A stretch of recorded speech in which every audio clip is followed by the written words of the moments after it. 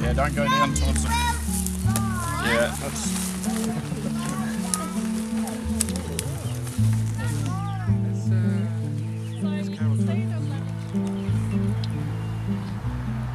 These ones are on the top. You wonder how many are actually on the bottom of the creek.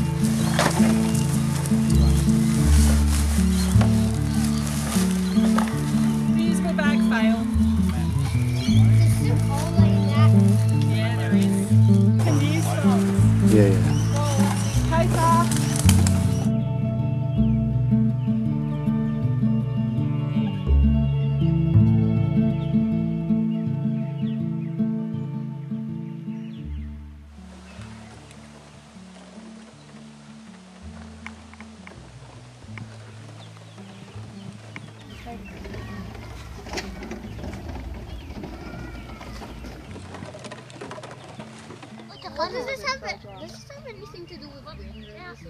Not really. What's making the sound in this one? The bottles and yeah. Oh, should be out. We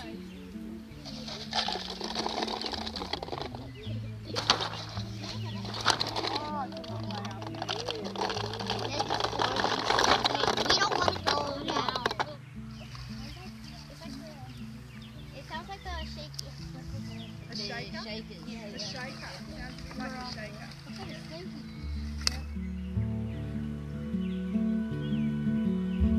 Lots of things end up being washed or blown into our creeks.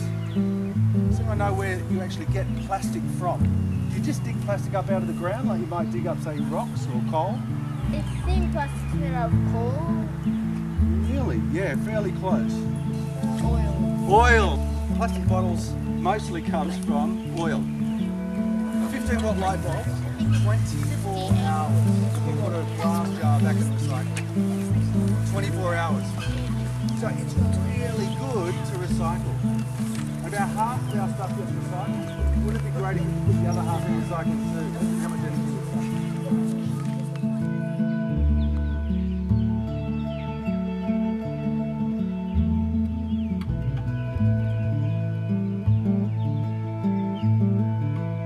The idea of us making sculptures out of waste. Yeah. Yeah. This is actually a native Australian fish. Oh, okay. What bass? It's a bass. A bass? Yeah. It's a milk bottle bass. A milk bottle bass.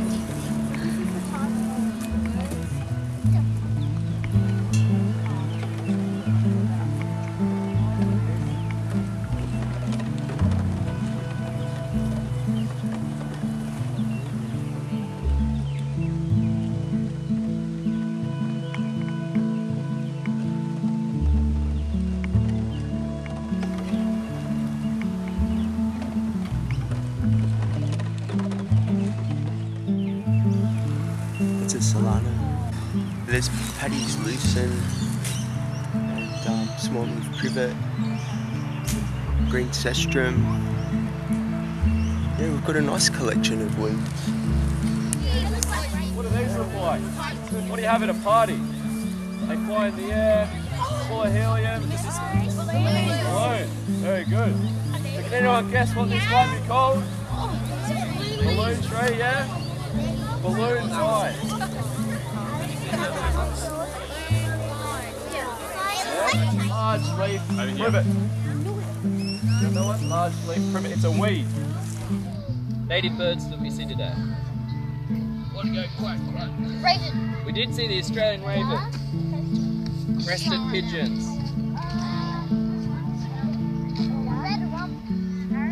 Red rump parrot. You saw one of them. This guy saw one of these. It's amazing. Yeah, at the back. Cockatoo.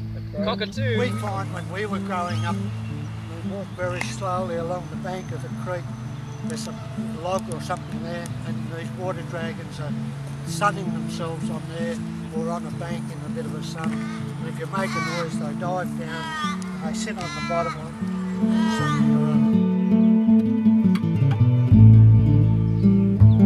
Someone also mentioned tadpoles. Tadpoles have been here? Yeah? Or frogs? Write those down if you like. Snakes? Very good. Where might snakes be? What do they like? Might be in the water. What about behind us? Long grass? Very good. this particular creek. One of our clans lived along here. They were called the Gamerigals. Gal means people.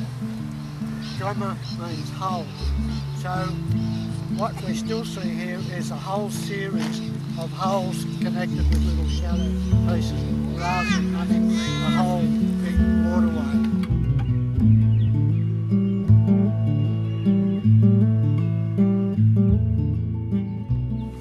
When I was growing up, we did all sorts of things. We collected mussels. We could go and collect a bucket of mussels in a half an hour. And we used to actually collect them and sell them. And I mean, we used to get a lot bigger ones than that. So nice shiny inside. There was frogs galore in every waterway. If you had a dam over there would be frogs in it. Green and gold bell frog. There was brown frogs, there's green tree frogs, there's little tree frogs, there's all sorts of things. So there were a number of swimming holes, fishing holes that people gave names to. The one that was near the Kingsway, around about that section there, was called the Oaks. It was quite wide and quite deep, so you had to be a good swimmer to go swimming there.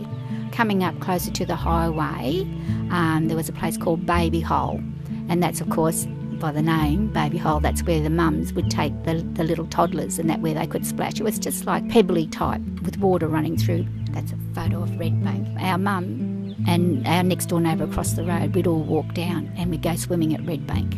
It was always lovely. My auntie, who's turning 100, she, when she went to St Mary's Public School, they used to have swimming lessons and they would go down to the creek. They used to wear floats. They were made of cork with like a canvas cover on them so that they wouldn't drown. And they used to teach the kids to swim in South Creek. Bicycle. So what we've done is we've got a whole lot of tin pans and we're going to hang them on the bicycle wheel. Now, these tin pans, you can see something at the bottom. What is it? Got a tiny little hole.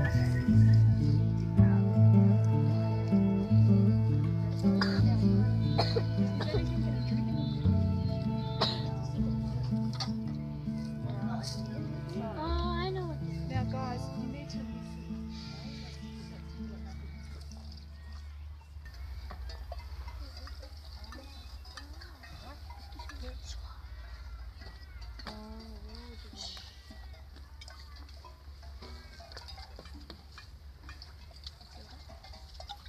Okay, great. And who was the other one who didn't get a turn? Can you give it to let her have a go?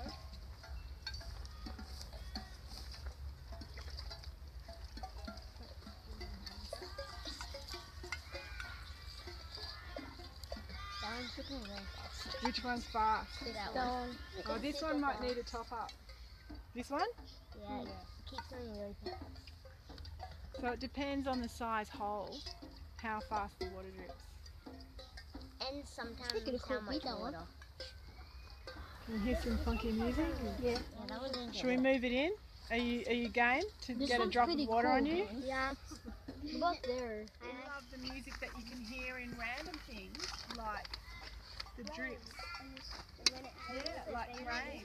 That's right. And like creeks and like the wind through the trees.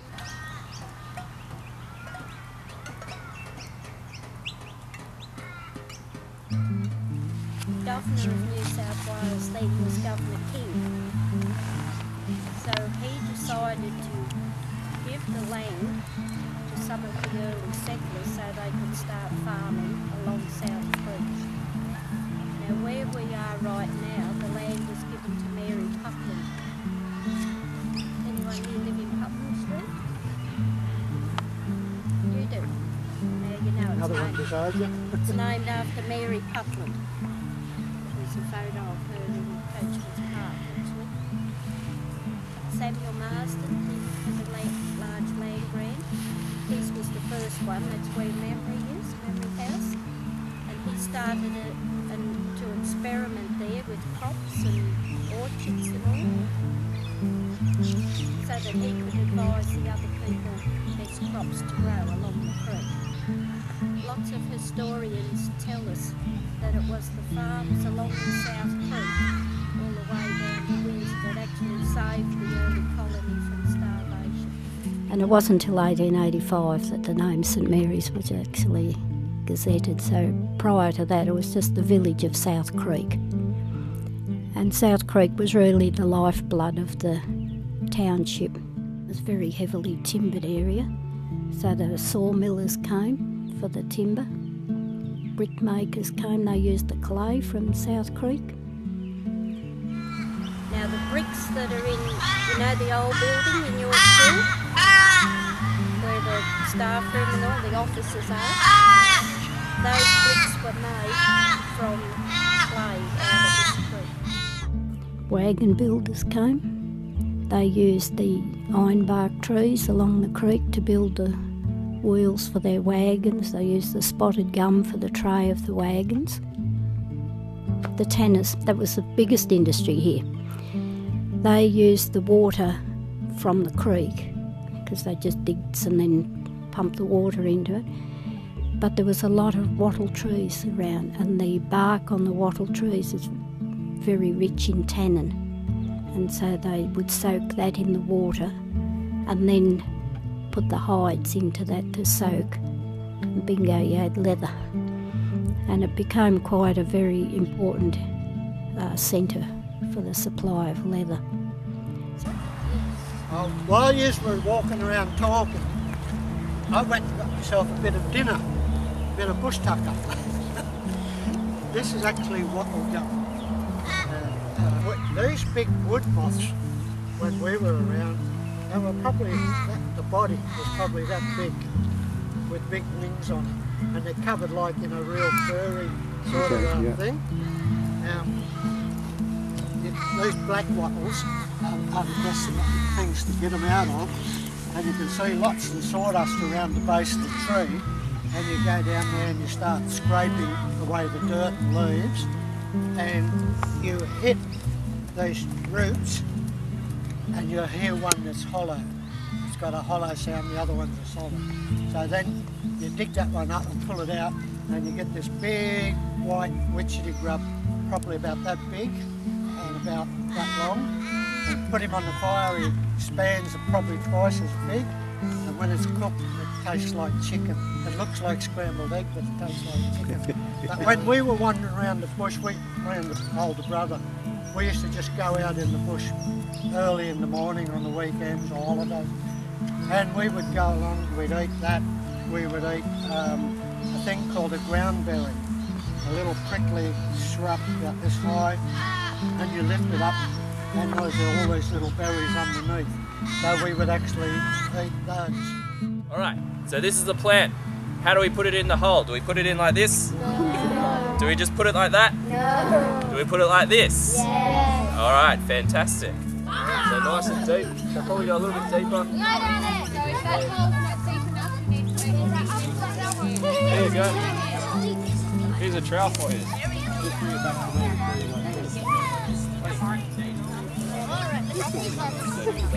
How's that, Nathan? There he is. Oh, that's good. So the root ball's nice. Yep, beautiful. That's the way. Now what's the last thing you have to do? What did Matt say? You gotta give it a hug. So you gotta give it a little bit of a press, not too hard. Just get the soil down. Very good. Okay, got a little bit more there. Bring it all in. That's it. Don't be shy. And then we got the slit here. Whatever you want to put your hand through that. Hand it through.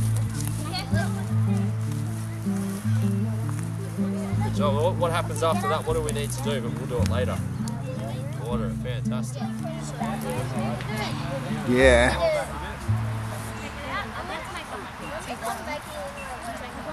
just push it down. What do you reckon? Is that going to help the environment here? Yeah. Sure. Yeah.